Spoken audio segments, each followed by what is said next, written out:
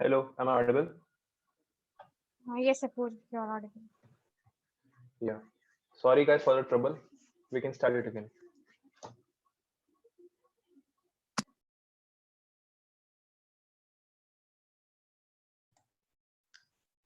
So essentially, that was all I had to say.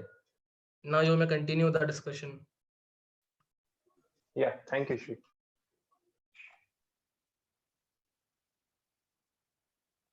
Okay, so friends, welcome to the second part of it.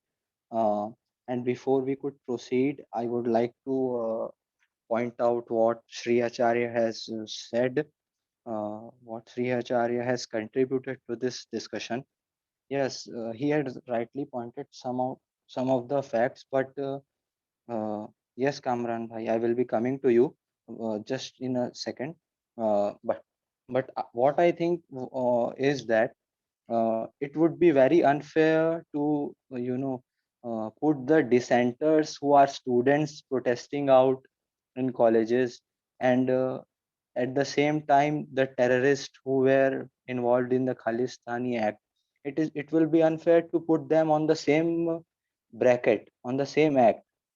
So that also has to be, need to be kept in mind. Yes, Kamran bhai, you can continue. Hello, am I audible? Yes, sir. Yes. So this is Kamran Sheikh from Pune University. Actually, I apologize because I am not prepared for this discussion. I was sleeping and your message was popped on WhatsApp. So whatever I have, I'll just wrap up in few minutes. First of all, Yes, Abhishek, you told that there was something pre-trial and the charges should be bring before the court and afterwards the arrest should be done. So this is not how it goes, because section 41 of CRPC clearly says that the as sedition 124A is an cognizable offense. So if this is a cognizable offense, the police have all right to arrest the uh, accused, because and you clearly said that the investigation will be done afterwards, once the charges are in the court. But the arrest of the accused is not for the cause for giving the punishment, but arrest for the accused is just to investigate the matter. So law says that accused should be in trial so that he cannot tamper the evidence, or he cannot pressurize all the other means which he could do after being outside of that judicial custody or police custody, whatever it may be.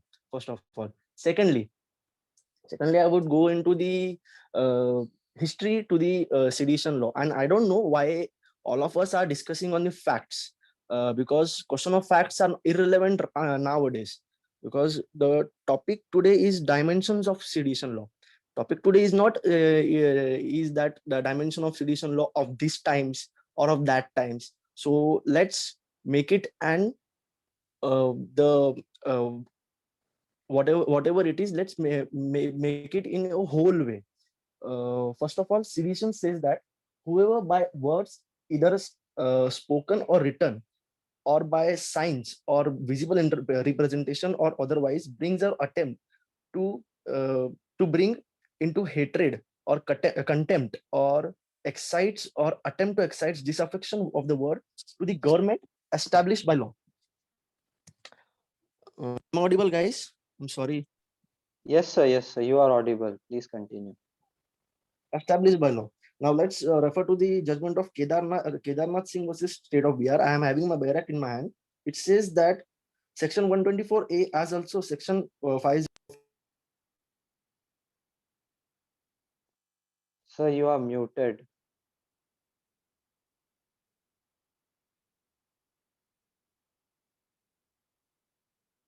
disturbance of law and order, uh, or incitement of violence. Now the court have given the ingredient of incitement of violence. There is a very good judgment given by the Supreme Court, that is Shriya Singhal versus Union of India. In that, the advocacy of facts, advocacies of thoughts, and advocacy of ideology can be done in a peaceful way, because that is what is enshrined in our constitution, that is in the fundamental rights, freedom of speech and expression. I'll just go into some other judgments right now. I'm not having all the research. Give me some time. Yes. So in Shreya Singhal versus Union of India, it is said that Supreme Court drew a distinction between advocacy and incitement, in which only incitement can be punished. Therefore, the only words and speech which cause incitement to the imminent violence can be criminalized and punished. Mere using of words, however distasteful it is, do not constitute a sedition. So, court must draw a distinction between if there is a word or public speaking, and in that public meeting or something, someone have used the distasteful words, or someone is going to have inside the hatred, the violence must be in subsequent answer for that. I mean, the whatever the violence took place, it should be an spontaneous. It should not be an after 10 days or 20 days the violence is taking place, and after that someone is arresting some of the person, and some accused is being investigated for that matter. So that is not the courts what courts do. Again, I'll refer to the judgment of Ahmad Ali versus State, that is AR 1951. Justice Bhargava observed that spread of disaffection against a party government. Now, whatever the provision says that it is a government established by law. Now, government established by law, matlab, it is a constitution which which gives the power to the government, and which is being established by law. Now, the party government is something different. Party government is having their ideologies, their thoughts, their views, and disaffection to the government of a party cannot be said to be a ground for inferring that public order would not be maintained. It is right for every citizen in a democratic government to spread disaffection against a particular party government. And I'm not saying this. Justice Bhargava, I have observed this clearly. Now, Article 19, that is freedom of speech and expression, is clear that the freedom of speech, every person have a right to dissent. And if there is a dissent, then there is a democracy. If there is no dissent, then there would not be a democracy. Only a single opinion, single-minded, like-minded people would run the government and run the country. And I agree that Article 19(2), that is the restrictions are given into the provision, that restrictions may sedition law comes in that. But when the constitution makers in the Constituent Assembly, this debate was going on that sedition should be decriminalized, because our Mahatma Gandhi or whoever our freedom fighters were, Lokmanya Tilak, all they were being criminalized for the act of sedition by the British. Now, if someone is doing a protest, or someone is making a hate or disaffection, or creating a dissent, and then also the sedition law is coming into the picture. The court should go into the facts and check that the violence is taken place or not. If there is no violence, there is no sedition, as per the court and as per the law. So this is what it is I wanted to say. I would conclude it right now. Yes, sir. So first of all, thank you so much for being here, and we are really glad that despite of being so much prepared about this topic, you have really put a very valuable and informative thoughts and facts. Actually, you have referred to the precedents, and I believe that we all are very blessed to hear you. Your experience was coming out in your answer actually, and you have Thank you so much. very well covered all the things. And now, friends, I have a hypothetical question or situation, and I would like to know your opinion about it. So let me begin. Suppose I am a student, which I am actually.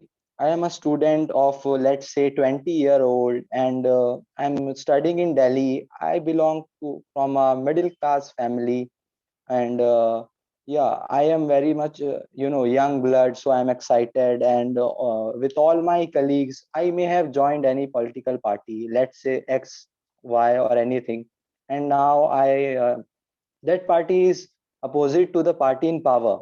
And what actually happens is, we are young blooded, we are enthusiastic, we are living in the capital of our country, Delhi, which is so much, the political air, the politics flow in its air. So anything which had excited me. So I had, and at any point of time, I decided that such and such law which is being passed by the government is not good, and it is something which my party opposes. So as a young person, as a young leader, I decided to oppose the law. I decided to protest against the law. And what actually happened is, in one such protest, a violence got incited. I had nothing to do with that violence. It's a totally hypothetical situation, but imagine that I had nothing to do with the violence. I didn't even knew who created such nuisance. But what actually happened is, I was leading that protest. So the government actually had to react, and the government was in power. And we were opposing them. So they naturally wanted us to not raise our voice against them. So what they do is, or what they will do is, they put me on a sedition charge against inciting hatred against the state. I had nothing to do with it, but they put me under a sedition charge. So what will happen actually?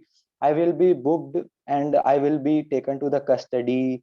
And in 2 3 days, this news that I have been arrested and I have done something against the nation, which will it will come to my parents who are sitting in any of the state. They don't know about what is sedition law and anything, but they know that their child is being named as anti-national. And what will happen is, even after 2 3 days trial, I am declared as innocent. But the scenario which has being brought to the 20-year-old student, it will greatly impact, and their parents will also be affected. In some case, their parents will, go to that extent that they will call him back to their town. So this is a whole hypothetical scenario. But there's another situation in this, that let us suppose that that 20-year-old student had genuinely wrong thoughts about the state, and he genuinely wanted, he was a mentality person, we can say. He wanted that no, nothing is there in non-violence. We should go and protest. We should do violence. Only then they will, that kind of persons are also there in the society who actually support violence. There may be. So then also, I may be booked, and I may get rid of it.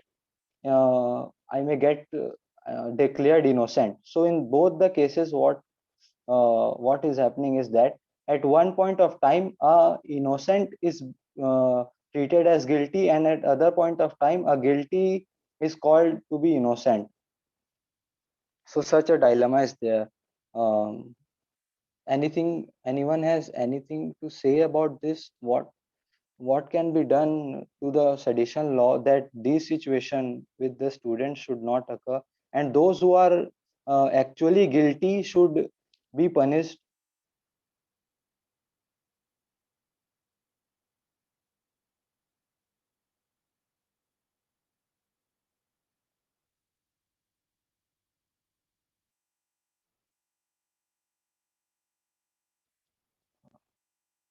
I think I have made my question a very complex one. No one understood it, I think. uh, Anyway, anyone yes, Shiva, you may please continue. What you said, that how to punish the guilties and how to Yeah, acquit the people who are innocent. So for that we yeah. have code. It is the duty of the court to do that. And But what you actually said, happens is, and you said that they about the media trial. The problem is about the media trial. Their image is gets worse in front of society. That's what you're saying. yes, actually, So because uh, a 20-year-old, or 20 is a very young age. Now he has to live with the tag of anti-national for his entire life. Even now, let me give a very practical example. Like, Sanjay Dutt was acquitted. Uh, he completed all his what we say his imprisonment. he completed his imprisonment, and the court had actually declared that he was not involved in the Bombay blast or the terrorist activities. Then also people nowadays also call him terrorist. There are, you know, people who accuse him. So yeah, yes, Shivam and Shivam, you may say first. Yeah, I think if you remember the case of Kanhaiya Kumar, he was the leader. He was leading the protest. Then also he was put in the jail. So the leading the event in both scenario, you which you have told that in both scenario you were leading that event too. So uh, you will be obvious that you will be charged, and the defamation done by media will be affected. You will be affected in both scenario. So what, there is no remedy that you can overcome with that defamation or the image you have got of an anti-national, because that main point is that you were leading that event of protection. So yes. Yes, Shiva, you may continue. First thing, when we talk about Kanhaiya Kumar, so far as I know that the police wanted to charge him for sedition, but the Delhi government rejected their proposal and they did not give any kind of permission to charge for the trial. And secondly, what you said, there can be one solution, that not disclosing the identity of person charged under sedition, but there will be again more demerits of it, that government would charge anyone with sedition which they don't like. So there can not be, I don't think there can be such any framework to protect anyone from this defamation.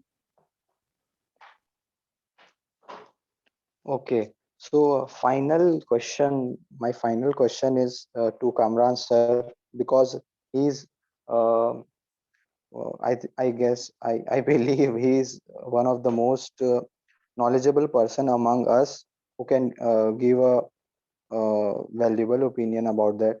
Sir, what is the fault which you see in the Sedition Act as of now, and what you think can be improved in it? It's so nice of you that you call me knowledgeable, but it is not the way I am. Clearly, talking on the sedition law, I don't have any opinion, because if I have any opinion, I would go into the parliament, I would go into the legislature, and I would make the laws. But legislating a law is not a work of a lawyer. The follow law and to get interpreted by the judiciary, it's a work. We should not go into the facts that what should be the law and how it would be. That is the work of the parliamentarians, and they do it better. But clearly, in a court of law, whatever it is, we should, if a case of a sedition comes to me, I would be happily defend, or I would happily prosecute that person. Clearly, having an opinion would not work for me, because I am a lawyer. Thank you so much for this discussion, Abhishek. Thank you so much, sir. And I believe we have so many things to learn from you, your thought, your perspective.